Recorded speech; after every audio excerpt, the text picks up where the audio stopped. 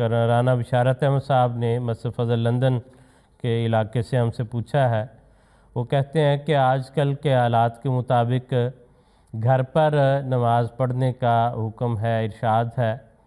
تو گھر میں بچے بھی ہوتے ہیں، خواتین بھی ہوتی ہیں، مرد بھی ہوتے ہیں، تو جب سب ایسے میں موجود ہوں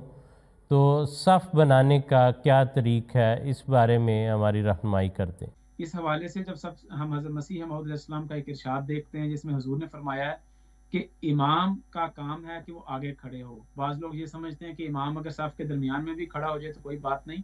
تو اس حوالے سے حضرت مسیح موعود علیہ السلام کا یہ ارشاد ذہن میں رکھنا چاہیے کہ حضور نے فرمایا ہے کہ امام کا لفظ خود ظاہر کرتا ہے کہ وہ آگے کھڑا ہو، اس لیے جن گھروں میں جگہ موجود ہے ان کو چاہیے کہ جب وہ امامت کے لیے کوئی جو کروائیں جو بھی شخص، تو وہ آگے کھڑا ہو۔ پھر مختلف اس کے مختلف سینیریو ہیں، مختلف منظر ہیں کہ اس منظر میں کس طریق سے لوگ کھڑے ہوں گے، صف بندی کیسے ہوگی۔ تو سب سے پہلے ہم اس صورتحال کو دیکھتے ہیں کہ اگر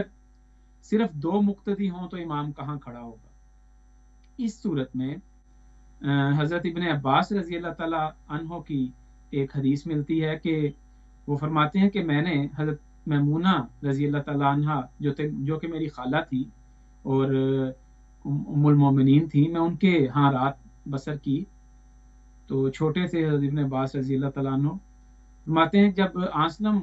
نے وضو کر کے نماز پڑھنے لگے تو میں بھی حضرت صلی اللہ علیہ وسلم کے ساتھ شامل ہو گیا اور میں آپ کے دائیں طرف کی بجائے بائیں طرف کھڑا ہو گیا،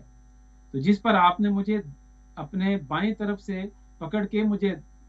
دائیں طرف کر دیا اور گویا یہ سکھایا کہ اگر صرف 2 مقتدی ہوں تو اور مرد مقتدی ہو تو اس صورت میں وہ لڑکا ہو یا مرد ہو وہ امام کے دائیں طرف کھڑا ہوگا۔ پھر اگر صرف ایک مقتدی خاتون ہے، وہ خواہ محرم عورت ہے یا نامحرم عورت ہے،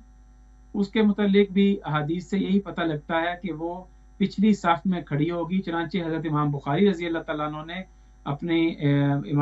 اپنی صحیح میں ایک عنوان ہی یہی باندھا ہے، المرأۃ وحدہا تکون صفا،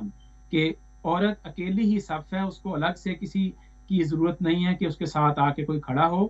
تو اگر عورت صف میں ہوگی تو وہ پیچھے کھڑی ہوگی، اور یہی فعل حضرت مسیح موعود علیہ السلام سے بھی ثابت ہوتا ہے۔ چنانچہ حضرت میر محمد اسحاق صاحب رضی اللہ تعالیٰ عنہ بیان کرتے ہیں کہ مجھے کئی دفعہ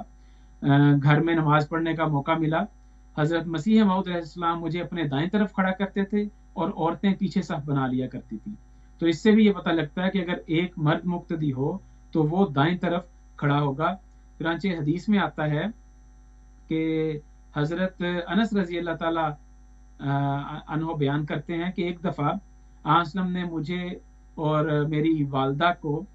یا خالہ کو نماز پڑھائی،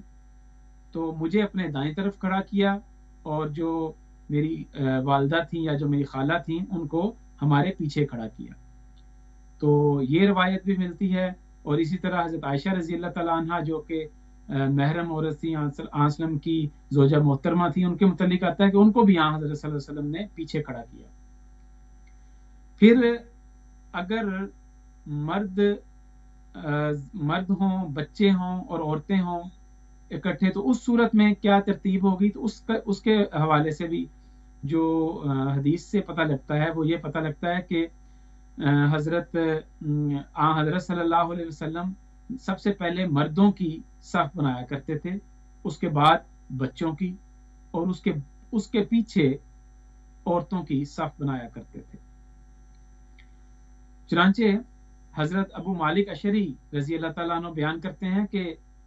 لوگوں کو سکھانے کے لیے کہ دیکھو حضرت صلی اللہ علیہ وسلم کیسے صف بندی کیا کرتے تھے، تو انہوں نے یہی طریق سے صف بنائی۔ لیکن یہاں پہ یہ بات بھی ذہن میں رہنی چاہیے کہ ضروری نہیں ہے کہ اگر ایک صف کمپلیٹ نہیں ہو رہی تو اس صورت میں بھی ہم ہر صورت میں بچوں کو پچھلی نئی صف میں کھڑا کریں۔ اگر لڑکے ہیں تو ان کو صف کے اطراف میں کھڑا کرنا بہتر ہے، کیونکہ آنسم نے فرمایا ہے کہ میرے نزدیک وہ لوگ ہوں کہ جو زیادہ علم والے ہیں، زیادہ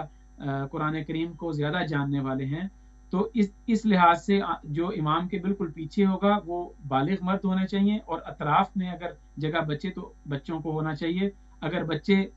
بچوں کے لیے اطراف میں جگہ نہیں ہے تو پھر وہ پچھلی صف میں کھڑے ہوں گے۔